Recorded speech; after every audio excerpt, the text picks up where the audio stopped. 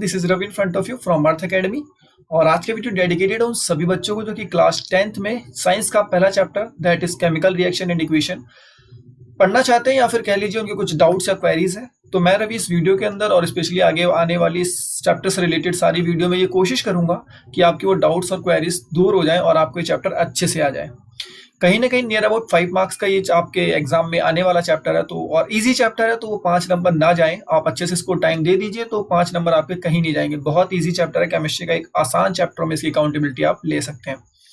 अब मैं बात करता हूं, सबसे पहले तो आप लोगों को कॉन्ग्रेचुलेट कर देता हूं क्योंकि आप 9 से 10th में आ चुके हैं और अब अपनी कमर आप कस लीजिए क्योंकि आप इस साल देने वाले हैं बोर्ड एग्जाम। और थोड़ा सीरियस रहिएगा इस साल, क्योंकि बाकी साल आपके स्कूल्स के रिजल्ट्स मैटर नहीं करते हैं, लेकिन इस साल का रिजल्ट कहीं ना कहीं आपके लिए मैटर करेगा। कई लोगों को आप सुनते हुए पाएंगे इस बात को कि आपका 10th क्लास का मार्कशीट सिर्फ यूजफुल है आपकी डेट ऑफ बर्थ के लिए। ये थोड़ा मजाक के तौर पे कई बार बोला जाता है और काफी ज्यादा ट्रेंड में है कि काफी बच्चों को ये रहता है कि सिर्फ मार्कशीट के लिए यूज होता है, सॉरी डेट ऑफ बर्थ के लिए यूज होती है हमारी मार्कशीट। ऐसा नहीं है बेटा, आपकी मार्कशीट इस साल बहुत बड़ा रोल प्ले करेगी। मैं आपको ये बात कंफर्म कर देता हूँ। आपकी लाइफ आगे एग्जैक्टली किस स्ट्रीम में जानी है ये इसी साल से डिसाइड होगा। इस साल की जो मार्कशीट आएगी वो कहीं ना कहीं आपको आगे आपका करियर किस में जाना है, आर्ट्स में जाना है, कॉमर्स में जाना है या साइंस में जाना है, एग्जैक्टली कौन सी फील्ड आप चूज करेंगे वो इस साल का रिजल्ट ही डिसाइड करेगा। प्लस में आपको किस फील्ड में जाना है या आपकी खुद की सोच भी। कहीं ना कहीं कई बार आप लोगों को पता होगा कुछ क्राइटेरिया हमारे पास फिक्स होते हैं कि साइंस स्ट्रीम में आपको कुछ मार्क्स एक्स्ट्रा लाने होते हैं। अगर कॉमर्स लेना तो थोड़ा बिलो, और आर्ट्स के लिए तो नॉर्मल आपके मार्क्स आएंगे तो भी चलता है। बट ऐसा नहीं है, स्ट्रीम तो सारी ही अच्छी है। तो मेरे कहने का सेंस ये है कि कहीं ऐसा ना हो कि आपके मार्क्स कम हो जाए और आप जिस स्ट्रीम में जाना चाहते हैं उसके लिए आप एलिजिबल ही ना हो। कहने का मतलब आपको एडमिशन ना मिले और आपके मार्क्स ऐसे कम आ जाए तो फिर क्या होगा कि आपका जो ड्रीम था वो कहीं ना कहीं आपको लेफ्ट आउट करना पड़ जाएगा। तो बेटर है कि आप इस साल आपके पास पूरा टाइम है, अच्छे से पढ़ाई करी जाए और आपके पास आगे चल के फिर ये ऑप्शन आपके पास खुद हो कि आप कौन सा चूज करें, ना कि ऐसी सिचुएशन बने कि आपके नंबर की वजह से आपको कोई स्ट्रीम चूज करनी पड़े। बेटर सिचुएशन वो होगी कि आप अपनी मर्जी से स्ट्रीम को चूज करें और वही कहीं ना कहीं आपका एक सबसे अच्छा कह लीजिए कि आपने 10th में अच्छी मेहनत करी थी और उसका आपको फायदा मिलेगा। चलिए ठीक है, अब बात करते हैं चैप्टर की केमिकल रिएक्शन एंड इक्वेशन। सबसे पहले मैं आप लोगों को बता देता हूं कि क्लास 10th की साइंस डिफिकल्ट नहीं है, आसान है। कई बच्चों को लग रहा होगा केमिकल रिएक्शन एंड इक्वेशन उन्होंने पढ़ा होगा अभी, क्योंकि लॉकडाउन टाइम पीरियड की वजह से ना थोड़ा क्लासेस वगैरह है नहीं, ऑनलाइन क्लासेस होते हैं, तो ऑनलाइन क्लासेस में थोड़ा प्रॉब्लम तो होता है। देखिए पर्सनली सामने से अगर आप जब पढ़ते हैं और जब आप ऑनलाइन किसी चीज को पढ़ते हैं तो चीजें थोड़ी मिसगाइड रहती हैं, उसमें थोड़ा एडजस्टमेंट कर पाना भी थोड़ा पॉसिबल नहीं होता है जल्दी। आपको ऐसा लगता है कि चैप्टर थोड़ा ज्यादा डिफिकल्ट है, बट ऐसा कोई डिफिकल्टीज इस चैप्टर में नहीं है। मैं कोशिश करूंगा कि अपनी ऑनलाइन वीडियो के अंदर वो छोटी छोटी बातों को आप लोगों को समझा सकूं जिससे कि इस चैप्टर की डिफिकल्टीज आपको तो ना लगे। चलिए ठीक है, तो देखिए सबसे पहले यहाँ पे मैंने एक चीज मेंशन कर रखी है और दैट इज सिलेबस। आपका 2020 और 2021 का जो सीबीएसई की तरफ से रिलीज किया हुआ है सिलेबस वो मैंने यहाँ पे आपको मेंशन कर रखा है।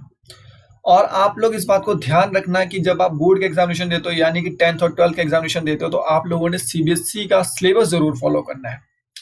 सीबीएसई का सिलेबस कैसे डाउनलोड किया जाता है, कैसे सीबीएसई की वेबसाइट पे जाके चेक किया जाता है, उसके लिए मैंने डिस्क्रिप्शन में वीडियो का लिंक दे रखा है। आप उस वीडियो को देख के अच्छे से समझ जाएंगे कि कैसे आप अपने सीबीएसई के हर एक सब्जेक्ट का सिलेबस डाउनलोड कर सकते हैं। चलिए तो फिर केमिकल रिएक्शन और इक्वेशन का ये सिलेबस आपके सामने है और आप अगर कॉपी पेन लेके बैठ जाइए क्योंकि अब मैं पढ़ाना शुरू करने वाला हूं। और आप सबसे पहला काम इस स्लाइड से कर लीजिए, अपने सिलेबस को सबसे ऊपर लिख लीजिए वो सारे टॉपिक्स जो हमने इस चैप्टर में कवर करने हैं एग्जामिनेशन पॉइंट ऑफ व्यू से। इससे भी कुछ ज्यादा टॉपिक्स हम कवर करेंगे, ऐसा नहीं सिर्फ यही करेंगे क्योंकि हर एक टॉपिक एक से इंटरलिंक है, तो बीच में कोई टॉपिक गायब नहीं करेंगे। लेकिन एग्जामिनेशन पॉइंट ऑफ व्यू से अगर देखा जाए तो ये जो सारे टॉपिक्स आपके सामने लिखे पड़े हैं यही इंपॉर्टेंट है। चलिए आगे शुरुआत करते हैं चैप्टर। सबसे पहले मैंने आपको क्लास 9th के वो कुछ एलिमेंट्स रिकॉल कराने की कोशिश करी है जो कि आप लोगों ने पढ़ चुके हैं। यहाँ पे आप देख रहे हैं सबसे पहले एटॉमिक नंबर लिखा हुआ है 1 2 3 जो कि एक सीक्वेंस में ही है, उसी के अकॉर्डिंग क्या कहते हैं आपके एलिमेंट एडजस्ट किए गए हैं, हाइड्रोजन, हीलियम, लिथियम। और उसके बगल में आप उसके सिंबल्स को देख पा रहे होंगे। सिंबल्स के बगल में उसकी वैलेंसीज हैं। और आपने सबसे ज्यादा इंपॉर्टेंट जो स्लाइड से जो चीज सीखनी है आपने वो ये है कि मुझे नहीं पता आपने 9th में इन चीजों को ध्यान दिया था नहीं दिया था, लेकिन 10th में आपको देना पड़ेगा। मैंने यहाँ पे सिर्फ 20 तक मेंशन किया क्योंकि 20 तक तो मस्ट है, और अब तो 30 करते हो तो वेल एंड गुड है। आप लोगों को एलिमेंट्स के सिंबल और उसकी वैलेंसी आपको ध्यान होनी चाहिए। इस बात के लिए आप ध्यान अच्छे से इसकी गांठ मार लीजिए कि मुझे पर्टिकुलर एलिमेंट्स के सिंबल्स और उसकी वैलेंसीज को तो जरूर याद रखना है। अप टू 30, 20 तक तो मस्ट है, और 30 तक एक अच्छा बच्चा जो है उसको 30 तक करना चाहिए मेरे अकॉर्डिंग। तो आप सिंबल और वैलेंसी को ध्यान करेंगे तो अब अगला काम आपका यह है कि आप इस चीज को पूरा नोट डाउन कर लीजिए। आप कॉपी में लिख लीजिए, आपके पास अवेलेबल है मैं मानता हूं, लेकिन आप जो नोट कॉपी बना रहे हैं अपनी वो जरूर बना लीजिए और उसमें ये चीज मेंशन करिए। एट द लास्ट चैप्टर के जब होगा तब मैं अपने नोट्स आप लोगों के लिए दूंगा, वो नोट्स लास्ट में दूंगा, क्योंकि अभी आप अपने नोट्स क्रिएट कीजिए। एट लास्ट फिर आप मेरे नोट्स ले लीजिएगा जो कि बिल्कुल एक क्रश होगा, कह सकते हो क्रीम होगी पूरी, जो कि एक इंपॉर्टेंट है इस चैप्टर के अकॉर्डिंग। उसके बाद चलिए अब चैप्टर का स्टार्ट होता है, दैट इज केमिकल रिएक्शन। सबसे पहली चीज तो क्या है केमिकल रिएक्शन, तो पहले तो डेफिनेशन पढ़ के समझने की कोशिश करिए। डेफिनेशन में लिखा हुआ the transformation of a chemical substance into another chemical substance is known as a chemical reaction. यानी कि कोई केमिकल सब्सटेंस जब ट्रांसफर हो जाए किसी और केमिकल सब्सटेंस में, यानी कि कोई एक ऐसा प्रोसेस हो कि मेरे पास कोई एक केमिकल सब्सटेंस था और उसके बाद वो प्रोसेस हुआ और एक नया केमिकल सब्सटेंस मुझे मिल गया, तो मैं कहूंगा कि ये केमिकल रिएक्शन हुई है। एग्जाम्पल्स के लिए रस्टिंग ऑफ आयरन है, setting of milk into curd है, डाइजेशन ऑफ फूड है और रेस्पिरेशन है। तो सबसे पहले तो डेफिनेशन से मुझे इस बात का क्लियरिफिकेशन मिला कि कोई केमिकल सब्सटेंस जब एक नए केमिकल सब्सटेंस में कन्वर्ट हो जाता है, यानी कि किसी केमिकल सब्सटेंस से मुझे कोई नया केमिकल सब्सटेंस मिलना चाहिए। इस बात को आप नोट कर लीजिए कि मुझे नया केमिकल सब्सटेंस मिलना चाहिए, यानी कि मेरे पास पहले कोई केमिकल सब्सटेंस होगा और उस पर कोई एक प्रोसेस होगा और उस प्रोसेस के बाद फिर मुझे एक नया केमिकल सब्सटेंस मिल जाएगा। कहने का मतलब पुराना वाला केमिकल सब्सटेंस की जो प्रॉपर्टी होगी वो अलग होगी और जो नया केमिकल सब्सटेंस मिलेगा वो उसकी प्रॉपर्टीज अलग होगी। समझने के लिए चलिए मैं आपको एग्जांपल से समझा देता हूं। रस्टिंग ऑफ आयरन, अब यहाँ पे आप देख रहे हैं मैंने यहाँ पे बेसिकली उसकी रिएक्शन लिखी पड़ी हुई है। आप लोगों ने देखा होगा कि आप लोगों के घर में जो लोहे के गेट होते हैं या फिर कोई भी लोहे का सामान होता है उसमें जंग लग जाती है। जो जंग लगती है वो बेसिकली होता क्या है, तो पहले उसको समझने की कोशिश कीजिए। आपके पास वैसे तो देखिए जो लोहा आपके पास घरों में अवेलेबल होता है वो नॉर्मली प्योर आयरन तो नहीं होता है, वो अलॉय होता है बेसिकली, उसमें कार्बन भी मिक्स होता है। बट अभी हम मान के चल रहे हैं कि हमारे पास जो आयरन है वो प्योर आयरन है, दैट इज Fe। आयरन का सिंबल आपको पता होगा Fe फेरस, और वो प्योर आयरन है। आप सिर्फ Fe को देखिए, इसके आगे लगे 4 को मत समझने की कोशिश कीजिए, ये 3 समझने की कोशिश मत कीजिए, नंबर्स को भी मत समझना। ये एक बैलेंस केमिकल इक्वेशन है, आगे मैं पढ़ाऊंगा क्या होता है कैसे होता है। अभी सिर्फ आप ये समझिए कि आपके पास जो लोहे का गेट है वो है Fe, यानी कि बेसिकली Fe के छोटे छोटे एटम से मिलकर वो पूरा गेट बना हुआ है। और होता क्या है आपको पता है कि जो एटमॉस्फेयर में ऑक्सीजन अवेलेबल है, भाई एटमॉस्फेयर में सारी गैसेस अवेलेबल है, ऑक्सीजन भी अवेलेबल है, तो वो ऑक्सीजन की जब कांटेक्ट में आता है तो उसके साथ रिएक्शन कर लेता है। यानी कि जो आपका आयरन का गेट था, अगर मैं लोहे के गेट की ही बात कर लेता हूँ चलो अभी, या मैं इस पाइप की बात कर लेता हूँ, जो पाइप आपके सामने में दिख रही है कि जो लोहे की पाइप थी, ये क्या हुआ, ये जो एटमॉस्फेयर में ऑक्सीजन अवेलेबल है ना उसके कॉन्टेक्ट में आ गया और ये क्या करता है, ये उसके साथ कर लेता है रिएक्शन। और रिएक्शन करने के बाद क्या होता है भाई, एक देख रहे हैं आप लोग, ये यहाँ पे एरो लगा लीजिएगा, यहाँ पे एक नया सब्सटेंस फॉर्म होता है, यहाँ पे ये एरो लगा लीजिए और यहाँ पे एक नया सब्सटेंस फॉर्म होता है, that is what, that is ferrous oxide.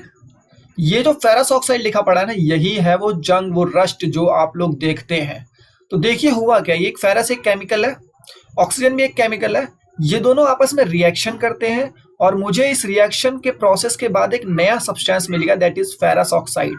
और आप देख रहे होंगे लोहा बिल्कुल अलग चीज है, ऑक्सीजन बिल्कुल अलग चीज है, इनकी प्रॉपर्टीज बिल्कुल डिफरेंट होती है। आयरन की प्रॉपर्टी बिल्कुल डिफरेंट है, ऑक्सीजन की प्रॉपर्टीज बिल्कुल डिफरेंट है, और जो इनके रिएक्शन यानी कि इसके रिएक्शन के बाद जो मुझे सब्सटेंस मिला दैट इज फेरस ऑक्साइड, उसकी प्रॉपर्टीज बिल्कुल अलग है। रस्ट बिल्कुल अलग होता है, आपने देखा होगा रेडिश ब्राउन कलर का जो पाउडर होता है वो क्या होता है, वही रस्ट होता है, जिसको आप लोग कई बार किसी से रगड़ के साफ करते हो या फिर हटाते हो। तो ये जो फेरस ऑक्साइड है, ये क्या हुआ, ये हमारे जो पहले जो केमिकल्स थे जिन पे एक प्रोसेस हुई, उनके बीच में एक रिएक्शन हुई और उसके बाद क्या फॉर्मेशन हुई, फेरस ऑक्साइड। अब इसीलिए आप लोगों को पता होगा कि इससे बचाने के लिए हम लोग पेंट वगैरह करते हैं, ताकि ये जो फेरस है डायरेक्टली कांटेक्ट में ना आए, किसके साथ, ऑक्सीजन के साथ। नॉर्मली मॉइस्चर के कांटेक्ट में आने के बाद ही रस्ट लगता है। तो आई होप अब आपके समझ में आया होगा कि कैसे की केमिकल से मुझे नया केमिकल सब्सटेंस मिले। यानी कि देखिए यहाँ पे मेरे पास एक केमिकल था दैट इज फेरस, और वो रिएक्शन कर गया ऑक्सीजन के साथ, मॉइस्चर में एटमॉस्फेयर में अवेलेबल है, और उसने एक नया प्रोडक्ट, एक नया केमिकल फॉर्म किया दैट इज फेरस ऑक्साइड। आगे चलते हैं, देखिए अगला जो है that is the setting of milk into a curd. आप लोगों ने देखा होगा दूध से दही बनाते हैं हम लोग। तो ये भी बेसिकली क्या है, देखिए सिंपली एक नया प्रोडक्ट फॉर्मेशन होता है। डाइजेशन ऑफ फूड की बात करें, डाइजेशन ऑफ फूड और रेस्पिरेशन का जो अगर आप ज्यादा अच्छे से तब समझ पाएंगे जब लाइव प्रोसेस पढ़ेंगे।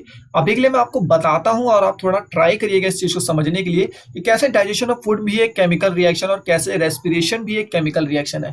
हम लोग जो खाना खाते हैं वो कॉम्प्लेक्स फूड खाते हैं, बेसिकली आपने देखा होगा सॉलिड पार्टिकल्स को हम लोग खाते हैं। बट क्या हमारी बॉडी एनर्जी के लिए सॉलिड पार्टिकल्स को डायरेक्ट यूज करती है? नहीं करती है। हमारी बॉडी डाइजेशन के बाद उसे सिंपलर फूड में कन्वर्ट कर देती है, और सिंपलर फूड में क्या बनाती है, ग्लूकोज बनाती है। उसके बाद ग्लूकोज का यूटिलाइजेशन हमारी बॉडी में होता है। तो कहने का मतलब हमने खाया कुछ और, डाइजेशन के बाद उसका यूटिलाइजेशन बना कुछ और। तो भाई केमिकल सब्सटेंस जो हमने खाया था वो कुछ और था, और जो डाइजेशन के बाद जो प्रोडक्ट बना वो कुछ और था। तो डिफरेंट प्रोडक्ट फॉर्म हुआ है, इसलिए इस प्रोसेस को भी हम क्या कहेंगे कि एक केमिकल रिएक्शन है। रेस्पिरेशन की बात करते हैं, ये तो आप बेसिकली आसानी से समझ जाओगे कि आप लोगों को सबको पता होगा कि हम लोग ऑक्सीजन इनहेल करते हैं। नॉर्मली करते तो हम एयर है, बट यूटिलाइजेशन हम ऑक्सीजन का करते हैं। ऑक्सीजन को हम लोग इनहेल करते हैं और उसके बाद हमारी बॉडी में सेल्स में एक प्रोसेस होता है जिसको हम लोग रेस्पिरेशन कहते हैं, और उसके बाद हमारी बॉडी एक्सहेल क्या करती है, that is carbon dioxide. I hope सबको ये बात पता ही होगी कि हम लोग इनहेल ऑक्सीजन करते हैं और एक्सहेल कार्बन डाइऑक्साइड करते हैं। तो देखिए यहाँ पे क्या हुआ कि हमने एक डिफरेंट केमिकल का इनहेल किया, हमारी बॉडी में कोई एक प्रोसेस हुआ, और उस प्रोसेस के बाद जो हमें प्रोडक्ट मिला, जो रिजल्ट मिला, बेसिकली वो क्या था, डिफरेंट था, एक नया केमिकल था। तो इस तरीके की चीजें जब होती हैं तो हम कह सकते हैं कि एक केमिकल रिएक्शन हुई है। आई थिंक अब आपको केमिकल रिएक्शन की डेफिनेशन बहुत अच्छे से आ गई होगी, और अब आप किसी बच्चे को भी ये बात समझा सकते हो कि केमिकल रिएक्शन बेसिकली क्या होती है। चलिए मैं आप यहाँ से आपको एक क्वेश्चन अराइज करता हूं कि मेल्टिंग ऑफ आइस क्या एक केमिकल रिएक्शन है? दिमाग लगाइए और सोचिए कि मेल्टिंग ऑफ आइस क्या एक केमिकल रिएक्शन है कि नहीं है। चलिए मैं आपको बताता हूं। मेल्टिंग ऑफ आइस की बात करें, आपके घर में फ्रिज होगा, आप फ्रिज में से आइस निकालिए और उसको बाहर रखिए। टेम्परेचर का चेंज होगा, बेसिकली फ्रिज से टेम्परेचर बाहर आपका हाई होने वाला है, तो आपकी आइस मेल्ट करना शुरू कर देगी, और थोड़ी देर बाद वो पूरा वाटर की लिक्विड की फॉर्मेशन में बेसिकली आ जाएगी। तो अब आपको क्या लग रहा है कि चेंज हुआ है कुछ? काफी बच्चों को हो सकता है लग रहा होगा कि चेंज हुआ है, लेकिन आंसर इसका ये कि कोई चेंज नहीं हुआ है भाई। कोई नया केमिकल फॉर्म नहीं हुआ है। जो आइस थी उसकी जस्ट एक स्टेट चेंज हुई है। वो सॉलिड थी पहले, अब वो लिक्विड स्टेट में आ गई है। फॉर्मूले की बात करें तो वही H2O ही है, इसमें कोई फॉर्मूले में चेंज नहीं है। वो सॉलिड स्टेट में H2O था केमिकल, और यहाँ पे लिक्विड स्टेट में H2O केमिकल है। तो ऐसे चेंजेस जिसमें नया सब्सटेंस नहीं फॉर्म होता उसमें हम केमिकल रिएक्शन नहीं कहते, उसको जस्ट हमें कहते हैं फिजिकल चेंज। सिंपली स्टेट का चेंज हुआ है, कोई नया केमिकल बना ही नहीं। जैसे कि हमने यहाँ पे देखा था कि फेरस और ऑक्सीजन रिएक्शन करते हैं और फेरस ऑक्साइड बना लेते हैं, तो ये एक नया केमिकल फॉर्म हुआ था, तो इसलिए हमने इसको केमिकल रिएक्शन कहा था। रेस्पिरेशन के प्रोसेस में हमने देखा कि कैसे ऑक्सीजन से कार्बन डाइऑक्साइड बेसिकली प्रोड्यूस हुआ। रेस्पिरेशन का प्रोसेस में भी एक नया प्रोडक्ट, एक नया केमिकल हमको देखने को मिला, वो भी क्या हुआ, एक केमिकल रिएक्शन में काउंट हुआ। तो जहां भी हमें एक नया केमिकल फॉर्मेशन देखने को मिलेगी हम कहेंगे केमिकल रिएक्शन हुई है, और नया केमिकल प्रोसेस हमें नहीं जहां फॉर्म होगा हम कहेंगे वहां केमिकल रिएक्शंस नहीं है। चलिए आगे देखते हैं, यहाँ पे लिखा है in a chemical reaction a new substance is formed which is completely different in properties from the original substance. भाई हमने देखा यहाँ पे जो हमारा आयरन था, हमारा जो ऑक्सीजन था, इनकी अगर हम प्रॉपर्टीज को पढ़ेंगे तो वो डिफरेंट है, और ये जो फेरस ऑक्साइड है उसकी प्रॉपर्टीज बिल्कुल डिफरेंट है। यानी कि बिल्कुल जी ये वही बात है कि केमिकल रिएक्शन में क्या होता है, एक नया सब्सटेंस फॉर्म्ड होता है, और वो अपने उन सब्सटेंस है जिनसे रिएक्शन होने पे वो नया सब्सटेंस बना है उनसे बिल्कुल डिफरेंट प्रॉपर्टीज उसकी होती हैं। इस चीज को तो हमने अब पढ़ ही लिया, देख लिया कि बेसिकली उनकी प्रॉपर्टीज तो बिल्कुल अलग होती है। और उसके बाद देखिए यहाँ पे लिखा हुआ है कि in a chemical reaction a chemical change take place. यहाँ पे क्या होता है, केमिकल चेंज टेक प्लेस होता है, मेनली कि एक नया केमिकल फॉर्मेशन होता है जो कि आप देख पा रहे हैं। और नॉर्मली केमिकल चेंजेस इरिवर्सिबल होते हैं, यानी कि उसको रिवर्स नहीं किया जा सकता केमिकल चेंजेस को। आगे बात करते हैं, that is only a rearrangement of atom take place in a chemical reaction. कोई केमिकल रिएक्शन होती है तो सिर्फ रीअरेंजमेंट होता है। इस बात को भी मैं आपको समझाने की कोशिश करता हूं कि सिर्फ रीअरेंजमेंट होता है किसका, एटम्स का। तो देखिए यहाँ पे क्या है, Fe आयरन का एक एटम है, ठीक है। यहाँ पे 4 अभी आपने नहीं देखना है, इस बात को ध्यान रखना है। यहाँ पे देख रहे हैं O से, आप लोगों को पता होगा O का सिंबल किसका होता है, ऑक्सीजन का होता है। और बेसिकली यहाँ पे O के, ऑक्सीजन के कितने एटम्स है, तो भाई साइड में 2 लगा पड़ा हुआ है, तो ऑक्सीजन के 2 एटम्स हैं। और या फिर कह लीजिए कि जब एक जैसे आइडेंटिकल एक से ज्यादा एटम्स होते हैं तो उसको हम क्या कहते हैं, मॉलिक्यूल कहते हैं। तो ये हम कह सकते हैं कि एक ऑक्सीजन का बेसिकली ये मॉलिक्यूल है। तो यहाँ पे मैं जो बात कहना चाह रहा था कि रीअरेंजमेंट हो रहा है, तो देखिए यहाँ पे क्या आयरन का एटम है, यहाँ पे ऑक्सीजन का एटम है। और प्रोडक्ट में भी आपको सिर्फ आयरन और ऑक्सीजन के ही एटम दिख रहे हैं। ऐसा नहीं हुआ कि इसमें एल्यूमिनियम, नाइट्रोजन टाइप का कोई एटम आपको मिल रहा हो, नहीं मिल रहा कोई सा भी एटम। तो यानी कि कोई भी केमिकल रिएक्शन होगी तो उसमें जो जो एटम्स पार्ट लेंगे भाई, जो जो केमिकल्स के एटम पार्ट लेंगे रिएक्शन में, वही एटम आपको प्रोडक्ट में मिलेंगे, बस उनका अरेंजमेंट अलग होगा। कहने का मतलब यहाँ पे आप देख रहे हैं आयरन अलग है, ऑक्सीजन अलग है, लेकिन केमिकल रिएक्शन होने के बाद ये दोनों आपस में रिएक्ट करके फेरस ऑक्साइड बना रहे हैं। लेकिन रिजल्ट में भी और पीछे रिएक्शन में भी वही एटम्स हैं जो कि रिएक्शन में थे, वही प्रोडक्ट में भी है। कोई नया एटम आपको नहीं मिलेगा, सिर्फ इनका रीअरेंजमेंट हुआ है, इनकी सिर्फ पोजीशन चेंज हुई है। बाकी रिजल्ट में भी वही सारे एटम देखने को मिलेंगे जो कि आपके कहीं ना कहीं रिएक्शन के टाइम में थे। तो यही है कि रीअरेंजमेंट होता, कोई नया एटम फॉर्म नहीं होगा, बस उनका क्या होगा, रीअरेंजमेंट होगा। आई होप इस पॉइंट को भी आप नोट अच्छे से कर लेंगे। उसके बाद चलिए यहाँ पे एक और एग्जांपल मैं दिखाता हूँ, फिर मैं आपको बताऊंगा किसको हम रिएक्टेंट कहते हैं, किसको हम प्रोडक्ट कहते हैं। देखिए, the burning of magnesium, magnesium ribbon होती है, बेसिकली सॉलिड होती है।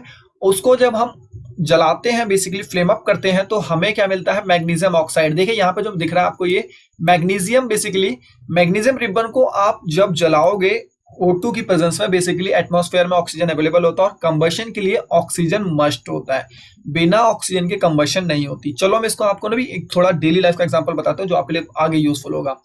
आप लोगों ने नहीं देखा होगा लेकिन आप लोगों ने सुना जरूर होगा कि जब भी एलपीजी वगैरह गैस सिलेंडर जो आपके घर में होते हैं, अगर उनमें आग लगती है तो उसको गीले कंबल से ढकने को बोला जाता है, या उस पर कहा जाता है रेत वगैरह टाइप की चीजें फेंकी जाए। ये सब चीजें क्यों कही जाती है, कभी आपने सोचा है?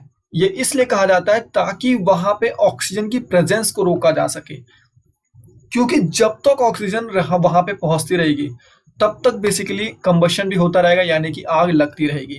तो किया क्या जाता है कि गीले कंबल वगैरह से ढकने के बाद कोशिश ये की जाती है कि वहां पे ऑक्सीजन की प्रेजेंस का कट कर दिया जाए। आप जब सैंड वगैरह फेंकोगे तो क्या ऑक्सीजन उसके पास तक पहुंच पाएगा? नहीं पहुंच पाएगा, तो कंबशन नहीं होगा। तो एक बात आप यहाँ से पॉइंट याद रखना आगे के लिए, इस चैप्टर से रिलेटेड उतना नहीं है, कि कंबशन के लिए तो ऑक्सीजन मस्ट है, बिना ऑक्सीजन के कंबशन नहीं हो सकता। सिमिलरली ये क्या है बेसिकली कि मैग्नीशियम रिबन हमारे पास होती है। अच्छा, ये जो ब्रैकेट में एस लिखा है ना, ये बेसिकली कुछ नहीं, ये उस केमिकल का ना स्टेट बताता है। जैसे एस फॉर सॉलिड, यानी कि जो मैग्नीशियम है वो किस स्टेट का होगा? सॉलिड स्टेट का होगा। ऑक्सीजन तो आपको पता है एटमॉस्फेयर एयर में है, गैसेस स्टेट में प्रेजेंट होती है। और ये एरो क्या बताता है? ये एरो बताता है कि डायरेक्शन, बेसिकली रिएक्शन किनके बीच में हुई है, वो लेफ्ट साइड में, और उस रिएक्शन होने के बाद क्या फॉर्म हुआ है, वो राइट साइड में। और ये जो डेल्टा है, डेल्टा इस बात को बताता है, हीट का सिंबल है ये, यानी कि यहाँ पे क्या है, हीट दी गई है, यानी कि आग लगाई गई है। कंबशन बेसिकली क्या हुआ, हीट देनी पड़ेगी। तो ये डेल्टा बेसिकली किसका सिंबल है, इसको ध्यान रखिएगा आप, ये हीट का सिंबल है, ठीक है। अब ये हीट का सिंबल है तो मैग्नीशियम रिएक्शन करेगा ऑक्सीजन के साथ और फॉर्मेशन करेगा किसकी, मैग्नीशियम ऑक्साइड की। तो आप अब इसमें भी आप लोगों ने देखा होगा सिर्फ एटम का रीअरेंजमेंट हुआ। भाई रिएक्शन में कौन कौन इन्वॉल्व था? एक केमिकल मैग्नीशियम था और दूसरा केमिकल कौन था? ऑक्सीजन था। और ये दोनों आपस में रिएक्शन करे तो मैग्नीशियम ऑक्साइड फॉर्म किया इन्होंने। कुछ नया एटम आपको देखने को मिल रहा है क्या? भाई रिएक्शन में मैग्नीशियम और ऑक्सीजन थे, प्रोडक्ट में भी आपको देखने में कौन से मिल रहे हैं? सिर्फ रिजल्ट में भी आपको सिर्फ मैग्नीशियम और ऑक्सीजन ही देखने को मिल रहे हैं। हाँ, उनका अरेंजमेंट देखिए अलग हो गया, यहाँ पे दोनों अलग अलग थे, यहाँ पे दोनों कंबाइंड होकर मैग्नीशियम ऑक्साइड फॉर्म कर रहे हैं। अब बेसिकली यहाँ पे आता है कि किसको हम रिएक्टेंट कहते हैं और किसको हम प्रोडक्ट कहते हैं, इस बात को आप ध्यान रखिएगा। तो जो जो केमिकल रिएक्शन कर रहे हैं, यानी कि जिनके आपस में मिलने से हमें कोई नया केमिकल सब्सटेंस मिल रहा है, तो जिनके आपस में मिलने से यानी कि जिनके आपस में रिएक्शन करने से हमें नया प्रोडक्ट मिल रहा है, उसको हम लोग कहते हैं रिएक्टेंट। जैसे कि अगर हम यहाँ पे देखें तो ये जो फेरस है ये हमारा रिएक्टेंट है, ये जो ऑक्सीजन है ये हमारा रिएक्टेंट है, और इनके रिएक्शन करने के बाद जो हमें नया प्रोडक्ट मिलता है, बेसिकली जो रिजल्ट हमारा आ रहा है, उसी को हम प्रोडक्ट कहते हैं। तो देखिए फेरस और ऑक्सीजन क्या थे, इनके मिलने की वजह से रिएक्शन हो रही थी, तो ये तो हमारे हो गए रिएक्टेंट।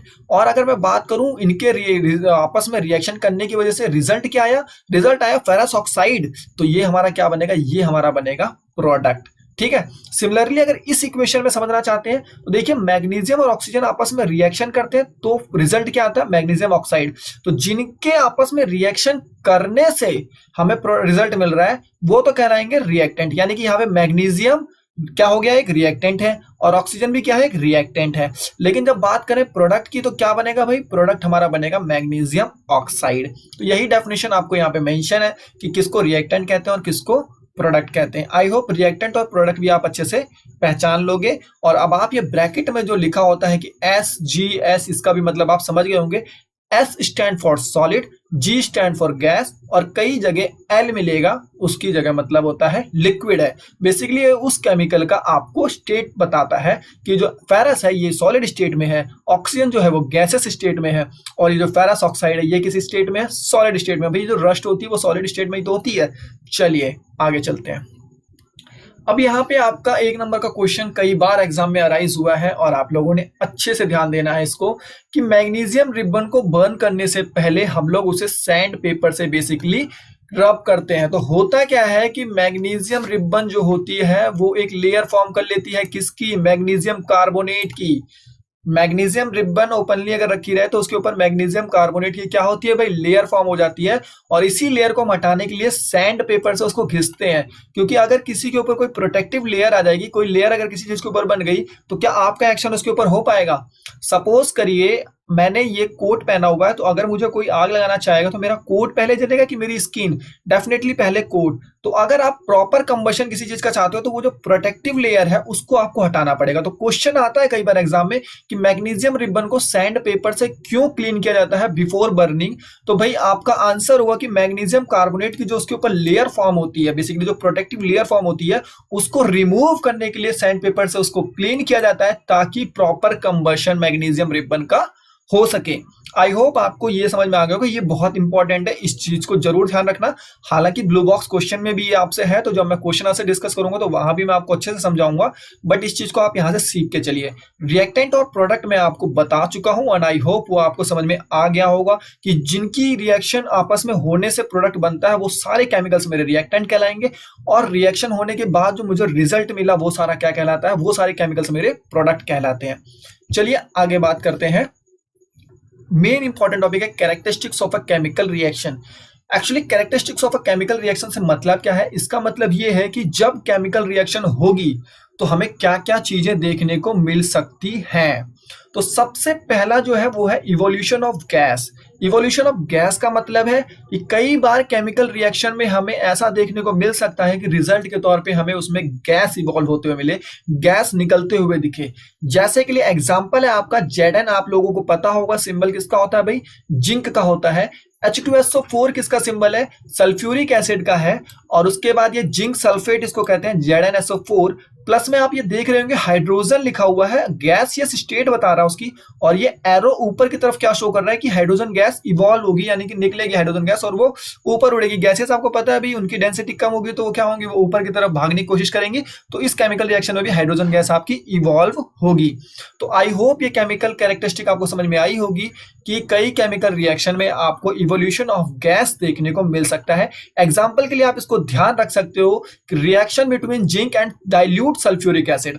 अच्छा, कई बच्चों का यहाँ पे सवाल होगा भैया ये डाइल्यूट क्या है, और कई बच्चों का सवाल होगा भैया ये जिंक तो चलो ठीक है ब्रैकेट में एस लिखा पड़ा तो सॉलिड स्टेट हो गई, और यहाँ पे ये H2SO4 के ब्रैकेट में AQ क्यों लिखा हुआ है, और ये H2 के आगे तो चलो G लिखा है तो गैसेस स्टेट होगी। एरो का मतलब मैंने आपको समझा दिया, क्योंकि एरो क्या होती है भाई ऊपर की तरफ है, यानी गैस तो आपको पता है वो उड़ती है, तो बेसिकली हाइड्रोजन गैस भी क्या होगी, ये इवॉल्व होगी। अब आपको मैं बताता हूं पहले तो डाइल्यूट का मीनिंग, और उसके बाद बताऊंगा इस AQ का मतलब क्या होता है, ये AQ क्या स्टेट शो कर रहा है। तो सबसे पहले बात करते हैं डाइल्यूट।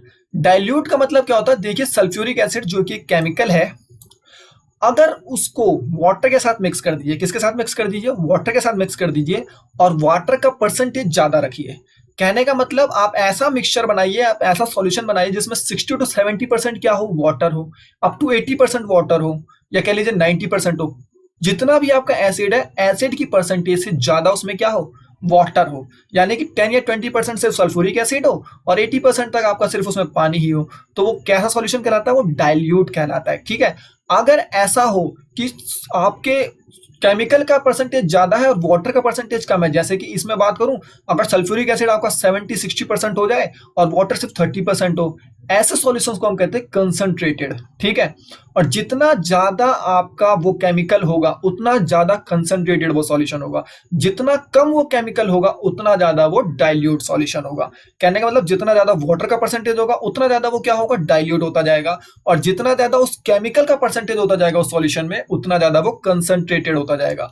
तो कई बच्चों को तो पता होगा इसका मीनिंग, जिनको नहीं पता तो आज से ध्यान रखना इस बात को आप, कि डाइल्यूट कहीं मिले तो आप समझ जाना कि वाटर के साथ उस केमिकल का सॉल्यूशन है और वाटर का परसेंटेज ज्यादा है, और अगर कहीं कंसंट्रेटेड देखने को मिले तो समझ जाना है कि वाटर के साथ उस केमिकल का सॉल्यूशन है लेकिन इसमें केमिकल का परसेंटेज ज्यादा है और वाटर का परसेंटेज कम है। अगली जो बात मैं आपको बताने वाला था वो था AQ क्या मतलब है। ये AQ बेसिकली एक्वस कहते हैं इसको, और AQ का मतलब क्या होता है, तो देखिए अगर ये H2SO4 जो है, आपने यहाँ देखा ना डाइल्यूट सल्फ्यूरिक एसिड लिखा पड़ा हुआ है, तो यानी कि वो खाली केमिकल नहीं है, उसके अंदर वाटर के साथ मिक्स है वो। यहाँ पे AQ का मतलब है एक्वस, का मतलब ही होता है कि उसका सॉल्यूशन विथ वाटर, यानी कि वो केमिकल किसके साथ मिक्स है, वाटर के साथ मिक्स है। तो उस कंडीशन में मतलब क्या लिखा रहेगा, एक्वस। देखिए अगर सिर्फ सल्फ्यूरिक एसिड है तो उसकी कौन सी स्टेट है ये मैटर करेगा, कि सॉलिड है, लिक्विड है, गैसेस किस स्टेट में है। लेकिन अगर AQ लिखा पड़ा है मतलब वो केमिकल अकेला नहीं है, वो वाटर के साथ उसका सॉल्यूशन है। तो AQ मतलब आप समझ जाना, एक्वस का मतलब क्या होता है, उस पर्टिकुलर केमिकल का जिसके भी आगे लिखा हो वो केमिकल का, एक्चुअली वो केमिकल क्या है, वो सॉल्यूशन वहां पे अवेलेबल है उसका, किसके साथ, वाटर के साथ। कोई भी लिखा हो, अगर HCl भी लिखा और बगल में AQ लिखा पड़ा है तो यानी कि हाइड्रोक्लोरिक एसिड है, और कैसी स्टेट में, वाटर के साथ मिक्सचर की स्टेट में, यानी कि एक्वस स्टेट में है। तो एक्वस स्टेट समझ गए, मिक्सचर विथ वाटर या सॉल्यूशन विथ वाटर, उस केमिकल का सॉल्यूशन विथ वाटर ही क्या कहलाता है, एक्वस कहलाएगा। ठीक है, एक्वस स्टेट यानी कि H2SO4 अकेला नहीं है, इसमें पानी मिला हुआ है। तो ये AQ सोल्व कर रहा है। तो आई होप आपको समझ में आ गया होगा इवोल्यूशन ऑफ गैस, और ये रिएक्शन आप जरूर एग्जांपल के लिए लिख लीजिएगा। तो कैरेक्टरिस्टिक्स ऑफ केमिकल रिएक्शन आप टॉपिक डाल लेना, इवोल्यूशन ऑफ गैस डाल लेना, जैसी केमिकल रिएक्शंस जिसमें कि कोई गैस इवॉल्व होते हुए मिले, और आपके पास एक एग्जांपल है जो आपको ध्यान रखना है। इस बात को याद रखिए, आपको एक एक एग्जांपल भी ध्यान रखने, केमिस्ट्री में हर टॉपिक का एग्जाम्पल जरूर ध्यान रखना है। तो आप इवोल्यूशन ऑफ गैस के लिए इस एग्जाम्पल को मेमोराइज कर लीजिए या लिख लीजिए अभी फिलहाल। आगे बात करते हैं चेंज इन कलर। कई सारी केमिकल रिएक्शंस में आपको चेंज इन कलर देखने को मिल सकता है। देखिए बात करते हैं जैसे कि केमिकल रिएक्शन किसके बीच में, साइट्रिक एसिड और ये जो आपका पोटेशियम परमैंगनेट होता है, potassium permanganate that is KMnO4, ये जो आपका है यही है पोटेशियम परमैंगनेट। इसका रिएक्शन किसके साथ, साइट्रिक एसिड के साथ। साइट्रिक एसिड का फॉर्मूला ये रहा C6H8O7। इन दोनों का जब आपस में रिएक्शन होता है, ये जो पोटेशियम परमैंगनेट होता है बेसिकली ये आपका पर्पल कलर का सॉल्यूशन है। कौन से कलर का सॉल्यूशन है, ये पर्पल कलर का सॉल्यूशन है। और उसके बाद जब ये दोनों आपस में रिएक्शन करते हैं तो जो नया आपके पास रिजल्ट आता है वो बेसिकली कैसा होता है, कलरलेस। यानी कि जब आप पोटेशियम परमैंगनेट का रिएक्शन कराएंगे साइट्रिक एसिड के साथ तो आप देखेंगे कि जो पर्पल कलर का आपका बेसिकली पोटेशियम परमैंगनेट था उसका रिजल्ट क्या होगा, वो कलरलेस हो जाएगा, यानी वो कलर ही गायब हो जाएगा।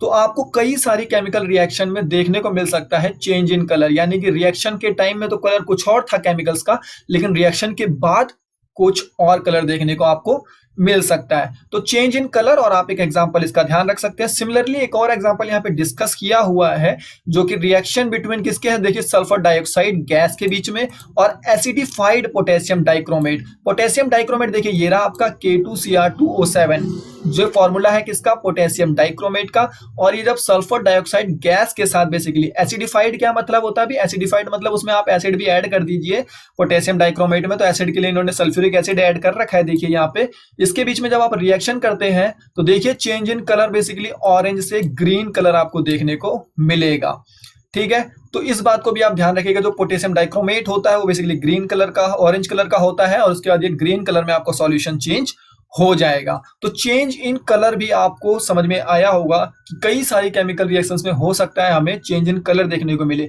यानी कि जो केमिकल्स हमने रिएक्शन में यूज किए उनका कलर कुछ और था, लेकिन जब वो आपस में रिएक्शन करते हैं, जो रिजल्ट फॉर्म करते हैं, वो उस टाइम में कलर आपको कुछ और देखने को मिलेगा।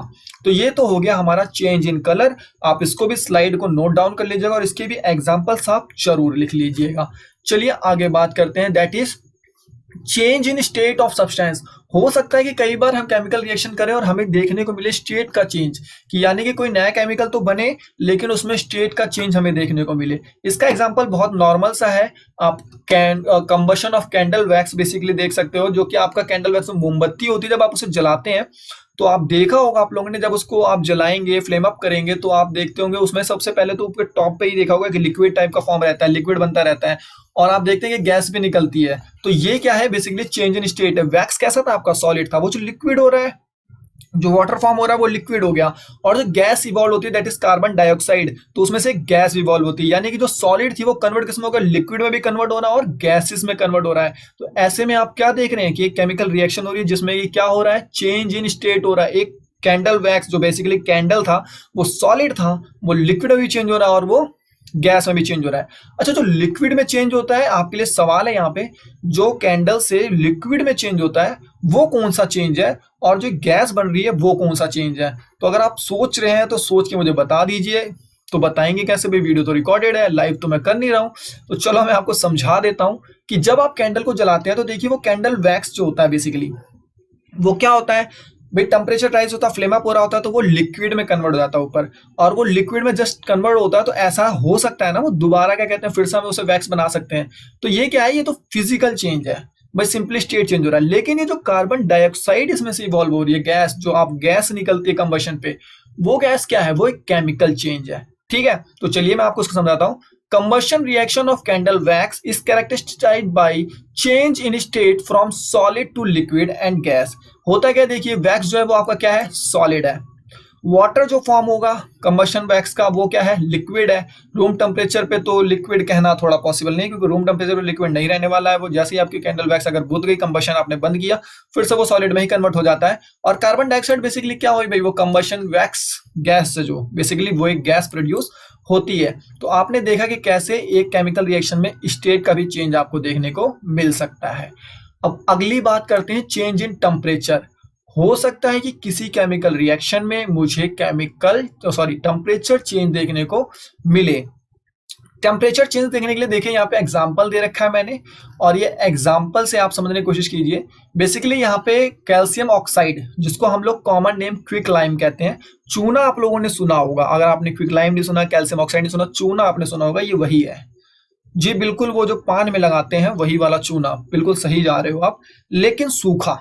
क्विक लाइम बेसिकली क्या है, सूखा वाला पत्थर टाइप का जो होता है, ठीक है। या सफेदी के लिए आप लोगों ने देखा होगा चूना आता था, सूखा चूना। अब तो फिलहाल जमाना आ चुका है बड़े बड़े अच्छे अच्छे पेंटों का, नहीं पहले टाइम में तो लोग करते थे चूने को ही करते थे।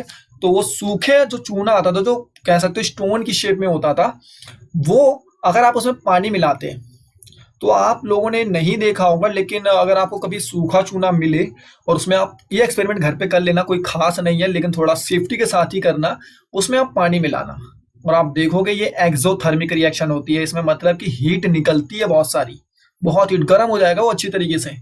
और ये वैसे तो सेफ्टी के साथ ही करना, भी मैं तो कहूँगा मत ही करना, बस भरोसा कर लो मेरे ऊपर, ऐसा होता है। कहीं पता चला तुम लोगों ने कोई प्रॉब्लम अपने लिए क्रिएट कर लिया, तो वो जो चूना होता है ना, उसमें जब हम पानी डालते हैं तो बेसिकली क्या होता है, फिर उसके बाद वो हीट उसमें बहुत सारी निकलती है, और जब उसमें हीट निकलती है तो एक किस तरीके की रिएक्शन हो गई, चेंज इन टेम्परेचर हो गया।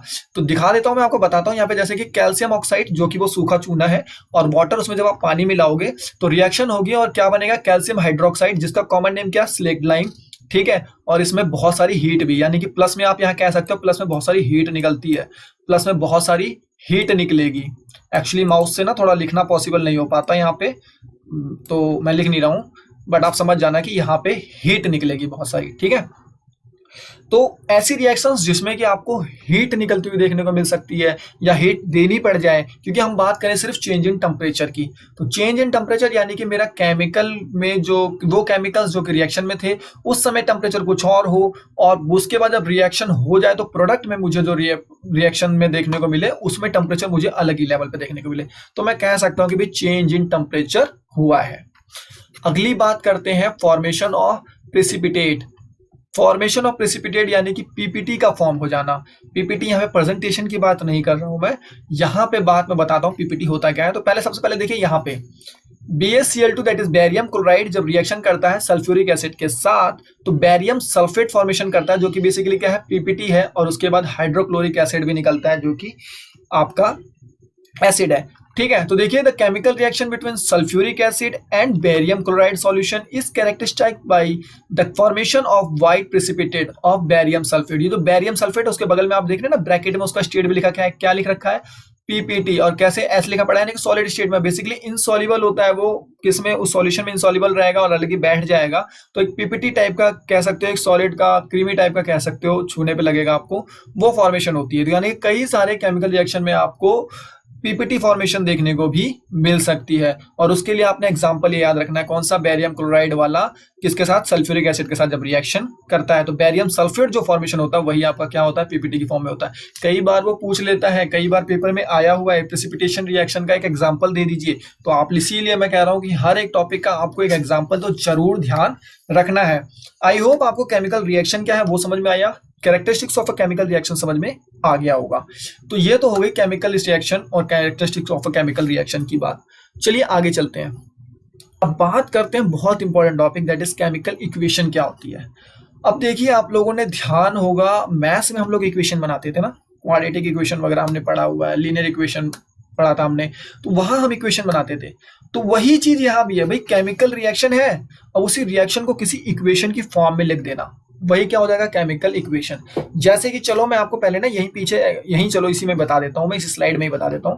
फॉर एन एग्जांपल यहाँ पे आइए आप, पहले ये जो स्टेटमेंट देख रहे हैं ना, इस वाली स्टेटमेंट को आप देखिए, when hydrogen react with oxygen it gives water, this reaction can be represented by the following chemical equation. चलिए इसको तो नहीं पढ़ना है मुझे, मैं इतना ही पढ़ता हूं अभी तो फिलहाल आपको समझाने के लिए। When hydrogen react with oxygen it gives water, तो ये तो हो गया कि स्टेटमेंट, क्या आपने statement they the, when hydrogen react with oxygen it gives water, hydrogen जब ऑक्सीजन के साथ रिएक्शन करता है तो वो वाटर की फॉर्मेशन करता है। अब ये चीज मैं कैसे एक इक्वेशन की फॉर्म में लिख सकता हूं, तो देखिए ये जो लिखा हुआ ये एक इक्वेशन है कि भैया हाइड्रोजन प्लस में ऑक्सीजन, हाइड्रोजन ऑक्सीजन के साथ रिएक्शन करेगा, और एरो से मैंने बताया था कि बेसिकली बताता है डायरेक्शन और क्या प्रोडक्ट फॉर्मेशन हो रहा है, और राइट साइड में क्या बनेगा, वाटर, ठीक है। ये जो प्रेजेंटेशन है किस तरीके से है, ये आपकी इक्वेशन प्रेजेंटेशन है, यानी कि केमिकल इक्वेशन है। कह सकते हैं क्या कि representation of chemical reaction using symbol and formula for the substance is called chemical equation, यानी कि बेसिकली उसका एक मैथमेटिकल एक्सप्रेशन दे देना।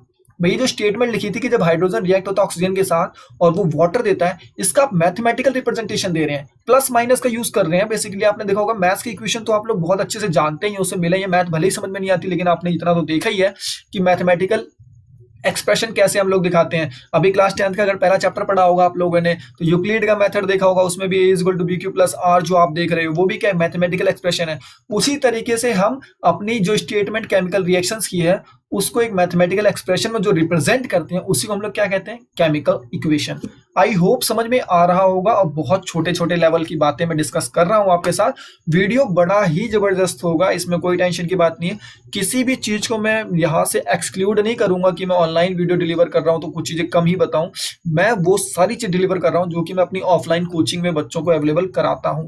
तो आप लोगों के लिए कोई चीज यहाँ छूटेगी नहीं, हर एक चीज मैं बताऊंगा, और डेफिनेटली ऐसा कोई टॉपिक नहीं होगा जो आपको लगेगा कि मेरी वीडियो देखने के बाद कि नहीं उन्होंने ये टॉपिक वहां से छोड़ दिया था या उन्होंने इस टॉपिक को कम पढ़ाया। बहुत ज्यादा पढ़ाने की मैं कोशिश करूंगा, इसकी आप टेंशन मत लीजिए। अच्छा अब देखिए ये जो हमने लिखा था ना, hydrogen plus oxygen is equal to water, देख रहे हो आप लोग ये वर्ड की फॉर्म में लिखा पड़ा है, तो इसको हम कहते हैं वर्ड फॉर्म केमिकल इक्वेशन, ठीक है। अब इसी को हमें पता है, हमने अभी स्टार्टिंग में जो मैंने आपको सबसे पहले स्लाइड दिखाई थी एलिमेंट्स के सिंबल्स की, तो हम इसको सिंबॉलिक फॉर्म में भी लिख सकते हैं। भाई हाइड्रोजन का हमें सिंबल पता है H2, ऑक्सीजन का सिंबल पता है O2, और ये H2O वाटर का फॉर्मूला पता है। अब यहाँ पे ना मुझे पता है, काफी बच्चों को डाउट होगा कि भैया हाइड्रोजन का सिंबल H होता है, why we are writing H2, और ऑक्सीजन का सिंबल O होता है, तो हम क्यों लिख रहे हैं O2। इस चीज को मैं यहाँ पे समझा रहा हूँ। नॉर्मली टीचर्स नहीं बताते, आगे बताते हैं, बट अगर आप लोग कैचअप कर सकते हो तो अभी पकड़ने की कोशिश करना। देखिए काफी सारे ऐसे एलिमेंट्स हैं जो कि मॉलिक्यूल फॉर्म में ही मिलते हैं, नॉर्मली नॉन मेटल्स, ठीक है।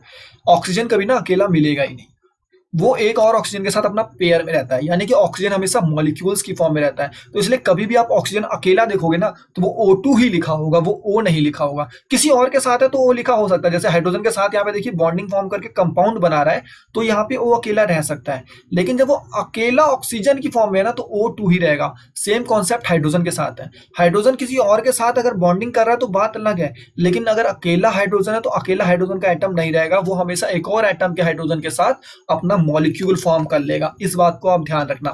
मैं आपको यहाँ पे बता देता हूँ सबसे पहले एटम और मॉलिक्यूल और कंपाउंड के बीच में थोड़ा डिफरेंस, जो आपने 9th क्लास में पढ़ा है, हो सकता है आपको ना याद हो। अगर सबसे पहली चीज, कोई भी चीज जो मैटर होता है वो छोटे छोटे पार्टिकल से बना होता है, और उसी को हम क्या कहते थे, एटम कहते थे। अब देखिए जो एक एटम, एक जैसे एटम जब आपस में मिलते हैं, एक जैसे एटम्स जब आपस में मिलते हैं तो वो क्या फॉर्म करते हैं, मॉलिक्यूल। यानी कि आइडेंटिकल एटम का जो पेयर होता है उसी को हम लोग क्या कहते हैं, मॉलिक्यूल्स। तो देखिए ये हाइड्रोजन के दो एटम है, हाइड्रोजन के ही दो एटम है, इसलिए हाइड्रोजन का मॉलिक्यूल है। ऑक्सीजन के दो एटम है, ऑक्सीजन के ही दो एटम है, इसलिए क्या ये मॉलिक्यूल है। और देखिए यहाँ पे क्या कहते हैं, डिफरेंट एटम्स कंबाइंड है। यहाँ पे हाइड्रोजन का एटम और ऑक्सीजन का एटम कंबाइंड हो, जब डिफरेंट एटम कंबाइंड होते हैं तो उसको हम लोग क्या कहते हैं, कंपाउंड कहते हैं, ठीक है।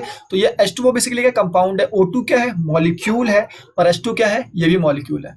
मेरी बातों को दोबारा रिवाइंड करके सुनने की कोशिश करना, क्या मैंने बातें बताई, एटम, मॉलिक्यूल और कंपाउंड के बारे में मैंने बताया आपको, जो कि रिकॉल जरूरी था क्लास 9 का। स्टार्टिंग में बताता तो कहीं ना कहीं वो बहुत लेंथी सा लगता, जहां जहां जो आपको यूज होना मैं वहां बताऊंगा। तो चलिए ठीक है, तो अब आपने समझा केमिकल इक्वेशन क्या है। तो केमिकल इक्वेशन कुछ भी नहीं है, जो हमारी केमिकल रिएक्शन होती है उसी को वर्ड की फॉर्म में लिख देना, मैथमेटिकल एक्सप्रेशन दे देना, बेसिकली क्या कहलाता है, केमिकल इक्वेशन। और हमने एक एग्जांपल से भी यहाँ समझा कि कैसे H2 + O2 H2O बनता है। क्यों H2 लिखा है, क्यों O2 लिखा है, ये मैंने बता दिया। क्योंकि सारे बेसिकली नॉन मेटल्स जो है वो डायटोमिक फॉर्म में या ट्राइटोमिक फॉर्म में होते हैं। तो डायटोमिक है, ये दो एटम एक साथ होते हैं, अकेला कभी नहीं मिलेगा। क्लोरीन का भी यही केस है, क्लोरीन Cl कभी आपको अकेला नहीं मिलेगा, Cl2 ही मिलेगा। अगर किसी और एटम के साथ बॉन्डिंग करा तो नहीं, खुद अकेला है तो। बात ध्यान रहेगी, ठीक है। चलिए, तो इस तरीके से हम उसको इक्वेशन की फॉर्म में लिख सकते हैं। और यहाँ पे पूरी स्टेटमेंट्स है, I am not going to read out this things, मैंने क्योंकि मेन चीजें आपको बता दी है, और आई होप समझ में आ जाएगा आपको। बाकी पीपीटी को आप पढ़ सकते हैं और इसमें से आप अपना क्रश भी निकाल सकते हैं। जितना ज्यादा आप रीड करेंगे उतना ज्यादा आप डेवलप करेंगे। आगे बात करते हैं, बैलेंस्ड केमिकल इक्वेशन क्या होती है और अनबैलेंस्ड केमिकल इक्वेशन क्या होती है, और बैलेंस कैसे करते हैं, ये लेक्चर नंबर 2 में होगा। ध्यान रखिएगा, आज का लेक्चर मैं खत्म करने वाला हूं, बेसिकली काफी ज्यादा टाइम भी हो रहा है। आज मैं आपको बताऊंगा कि बैलेंस केमिकल इक्वेशन क्या होती है, अनबैलेंस केमिकल इक्वेशन क्या होती है, और क्यों बैलेंस करते हैं केमिकल इक्वेशन को, ठीक है।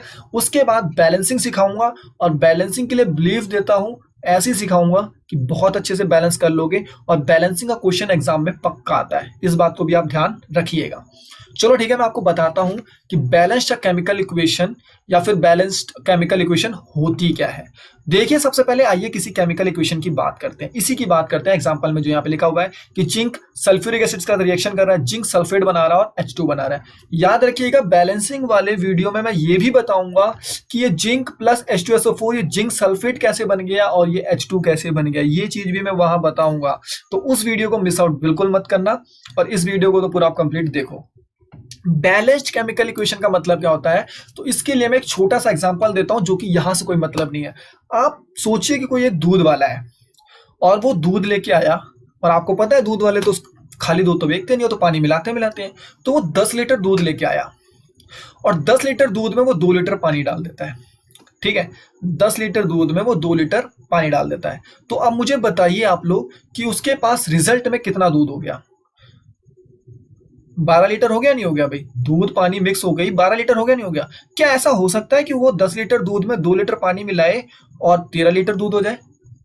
नहीं हो सकता। और ना ही ऐसा हो सकता है कि 11 लीटर दूध हो जाए। भाई अगर जितना पानी मिला रहा है और जितना दूध है उसको दोनों को ऐड करके ही तो रिजल्टेंट क्वांटिटी बनेगी। तो यही चीज होती है हमारी केमिकल रिएक्शन में भी। अब मैं आपको ये वाली इक्वेशन से नहीं समझाऊंगा, पीछे वाली स्लाइड में आइए। यहाँ पे देखिए कितने हाइड्रोजन के एटम है, 2 हाइड्रोजन के एटम है। यहाँ देखिए कितने ऑक्सीजन के एटम है, 2 ऑक्सीजन के एटम है। अच्छा ये कैसे हो सकता है कि भैया यहाँ 2 हाइड्रोजन के एटम मिलते हैं और यहाँ 2 ऑक्सीजन के एटम मिलते हैं, आपस में मिक्स किए जाते हैं, रिएक्शन करते हैं और फिर रिजल्ट क्या आता है आपका, 2 हाइड्रोजन का एटम और 1 ऑक्सीजन का एटम। भाई ऐसा पॉसिबल ही नहीं है। मैंने जो भी आपको एग्जांपल बताया, और ये क्यों पॉसिबल नहीं है तो अभी इसको सुन लीजिए अच्छे से और इसको नोट कर लीजिएगा। Because law of conservation of mass, mass can not be created nor be destroyed. आपने पढ़ा हुआ, रटा हुआ है, पढ़ा तो नहीं शायद, रटा हुआ है कि मास ना तो क्रिएट होगा ना तो डिस्ट्रॉय होगा। तो भैया ये क्या हुआ, यहाँ तो मैंने 2 हाइड्रोजन के एटम 2 ऑक्सीजन के एटम मिलाए, लेकिन रिजल्ट में मुझे सिर्फ 2 हाइड्रोजन और 1 ऑक्सीजन मिल रहा है। वो 1 ऑक्सीजन कहाँ चला गया। यही है, ये इस टाइप की रिएक्शन पॉसिबल ही नहीं है। कहने का मतलब भाई मास का तो लॉस हो ही नहीं सकता, और एक एटम का लॉस का मतलब क्या हुआ, उस ऑक्सीजन के एटम का मास लॉस हो गया। तो ये क्या पॉसिबल है, नहीं पॉसिबल है। तो इसीलिए हम क्या करते हैं, फिर हम जो इसके इक्वेशन को होता है, इस टाइप की इक्वेशन को हम लोग कहते हैं अनबैलेंस्ड केमिकल इक्वेशन। क्या कहते हैं, अनबैलेंस्ड केमिकल इक्वेशन। अनबैलेंस्ड मतलब बेसिकली इसमें जो नंबर ऑफ एटम्स किसी भी एलिमेंट के, नंबर ऑफ एटम किसी भी एलिमेंट के जो रिएक्टेंट साइड में होंगे वो बराबर नहीं होंगे number of atoms of that element in product side. यानी कि रिएक्टेंट साइड में जितने एलिमेंट उस एटम होंगे उस एलिमेंट के, उतने आपको प्रोडक्ट साइड में नहीं मिलेंगे, कुछ ना कुछ कम या ज्यादा होगा। जैसे कि हम यहाँ देख रहे हैं कि रिएक्टेंट में ऑक्सीजन ज्यादा है और प्रोडक्ट में ऑक्सीजन कम है। तो इस टाइप की रिएक्शन जिसमें कि number of atom reactant side अगर हम चेक करें तो कम या ज्यादा हो सकते हैं प्रोडक्ट वाली साइड से, तो हम कहेंगे कि भैया ये रिएक्शन बैलेंस नहीं है, ये अनबैलेंस्ड है। और अनबैलेंस्ड केमिकल रिएक्शन पॉसिबल नहीं है, इसीलिए फिर हम उसको क्या करते हैं, हम उसको बैलेंस्ड करते हैं। कैसे बैलेंस करते हैं वो हम बताएंगे आपको नेक्स्ट वीडियो के अंदर। अभी सिर्फ इतना समझिए कि अनबैलेंस्ड केमिकल इक्वेशन क्या है और बैलेंस्ड केमिकल इक्वेशन क्या है। अगर इसी केमिकल इक्वेशन में क्या हो, जितने एटम रिएक्टेंट में है उतने ही प्रोडक्ट में हो जाए, तो हम क्या कहेंगे कि ये बैलेंस्ड केमिकल इक्वेशन है। यानी कि जितने एटम रिएक्टेंट में है किसी भी एलिमेंट के उतने ही मुझे प्रोडक्ट में भी मिले, तो मैं क्या कहूंगा कि ये बैलेंस्ड केमिकल इक्वेशन है। तो चलिए आइए देखते हैं। अब balanced chemical equation has the number of atom of each element equal on both side. यानी कि जितने नंबर किसी भी एलिमेंट के एटम रिएक्टेंट में है उतने ही प्रोडक्ट में होंगे। जैसे कि अब यहाँ देखिए तो ये बैलेंस्ड इक्वेशन है। जिंक कितना है भाई, रिएक्टेंट साइड में सिर्फ एक ही है। हाइड्रोजन कितने हैं, 2 हैं। S stand for sulphur, sulphur का कितना एलिमेंट उस आइटम है, 1 है। और ऑक्सीजन के कितने आइटम है, 4 है। फिर से चेक करिए, जिंक का 1 है, हाइड्रोजन के 2 है, सल्फर का 1 है, ऑक्सीजन के 4 है। आइए देखते हैं प्रोडक्ट साइड में। प्रोडक्ट में देखिए जिंक फिर से यहाँ भी एक ही है, सल्फर यहाँ भी सिर्फ एक ही है, और ऑक्सीजन के आगे नीचे जो 4 लगा पड़ा है यानी कि ऑक्सीजन के नंबर होते हैं। ये कितना ऑक्सीजन है, यहाँ भी 4 ऑक्सीजन है। और यहाँ पे हाइड्रोजन कितना है भाई, 2। तो देखिए यहाँ भी हाइड्रोजन 2, यहाँ भी 2, यहाँ ऑक्सीजन 4, यहाँ भी 4, यहाँ भी सल्फर 1, यहाँ भी सल्फर 1, यहाँ भी जिंक 1 और यहाँ भी जिंक 1। यानी कि हर एलिमेंट के नंबर ऑफ एटम रिएक्टेंट में बराबर होने चाहिए प्रोडक्ट के भी नंबर ऑफ एटम से। तो हम कहेंगे कि वो क्या है, बैलेंस्ड केमिकल इक्वेशन है। अब देखिए यहाँ पे मैंने जो आपको बात बताई थी law of conservation of mass की। According to law of conservation of mass, mass can neither be created nor be destroyed in a chemical reaction. किसी भी केमिकल रिएक्शन में मास ना तो क्रिएट हो सकता है ना ही डिस्ट्रॉय हो सकता है। और इसी लॉ को ओबे करने के लिए total mass of element present in the reactant must be equal to the total mass of element present in product. वो बिल्कुल बराबर होनी चाहिए, जितना रिएक्टेंट का मास है उतना ही प्रोडक्ट का मास होना चाहिए। क्यों होना चाहिए, क्योंकि लॉ ऑफ कंजर्वेशन ऑफ मास हमें सिखाता है कि ना ही एलिमेंट का मास डिस्ट्रॉय हो सकता है ना ही आपका क्रिएट हो सकता है। तो जब मास डिस्ट्रॉय और क्रिएट हो ही नहीं सकता तो केमिकल रिएक्शन के रिएक्टेंट का जितना मास रहा होगा उतना ही प्रोडक्ट में होना चाहिए। कहने का मतलब जितने एटम आपके एलिमेंट के रिएक्टेंट में होंगे उतने ही प्रोडक्ट में होंगे। अगर है तो वेल एंड गुड, नहीं है तो हम उसको फिर बैलेंस करेंगे। तो यहां से क्वेश्चन एग्जाम में आता है कि हमें क्यों किसी केमिकल इक्वेशन को बैलेंस करना पड़ता है। तो इसका ये आंसर लिखा पड़ा हुआ है क्या, पूरा आंसर यहाँ से आप लिखेंगे कि according to the law of conservation of mass, mass को ना ही क्रिएट कर जा सकता है ना ही डिस्ट्रॉय किया जा सकता, और इसी लॉ को ओबे करने के लिए क्या करा जाता है भाई, एलिमेंट में जितने भी रिएक्टेंट में आपका मास है उतना ही प्रोडक्ट का भी मास होना चाहिए। तो क्यों बैलेंस किया जाता है, इसका जवाब आपको मिल गया। बैलेंस कैसे करने हैं, कैसे करेंगे किसी इक्वेशन को, इसका जवाब आपको अगली वीडियो में मिलेगा कि हम कैसे किसी केमिकल इक्वेशन को बैलेंस करते हैं। आई थिंक आज का जो पहला लेक्चर था वो काफी अच्छा था, काफी चीजें आपको समझ में आई होंगी। सेकंड लेक्चर में बताऊंगा बैलेंसिंग, केमिकल रिएक्शन लिखने का तरीका, और थर्ड लेक्चर में बात करेंगे टाइप्स ऑफ केमिकल रिएक्शंस की, और फोर्थ लेक्चर में बात करेंगे रिडॉक्स। और याद रखिएगा आगे के आने वाले सारे लेक्चर्स इंपॉर्टेंट है, बैलेंसिंग का क्वेश्चन आता ही आता है, टाइप्स ऑफ रिएक्शन से एक क्वेश्चन आएगा ही आएगा, और रिडॉक्स रिएक्शन का तो कॉन्सेप्ट ये लगा लीजिए वो तो गोल्ड है, वहां से तो शायद ही कहीं किसी टाइम छूटेगा। रिडॉक्स का क्वेश्चन तो एक तरीके से बहुत ही ज्यादा इंपॉर्टेंट होता है, और उसी वाले लेक्चर में मैं डिस्कस करूंगा आपसे डेली लाइफ में केमिकल रिएक्शंस के इफेक्ट्स को। तो this is Ravi signing off, thank you for watching us. और अगर आपको ये वीडियो मजेदार लगा, आपको लगा कि यार हाँ यहाँ तो कुछ केमिकल रिएक्शन को कुछ डिफरेंटली और बहुत आसान तरीके से समझाया गया है, अगर ऐसा लगा है तो आप इसको शेयर कर दीजिएगा अपने क्लासमेट के साथ। और अगर आपको ऐसा लगा है नहीं काफी चीजें प्रॉब्लमेटिक थी या काफी चीजों को कहीं भी ऐसी आपकी खुद की ऑब्जर्वेशन कुछ लगती है, तो आप मुझे कमेंट सेक्शन में कमेंट करके उस चीज को भी मेंशन कर दिए, there is a no issue. जो चीज आपको लगेगी अगर मैं भी उस चीज को फिर स्टडी करूंगा कि हाँ यार अगर इस चीज में प्रॉब्लम थी कहीं, तो डेफिनेटली मैं उसको डेवलप करूंगा और अच्छा करने की कोशिश करूंगा। So goodbye, take care.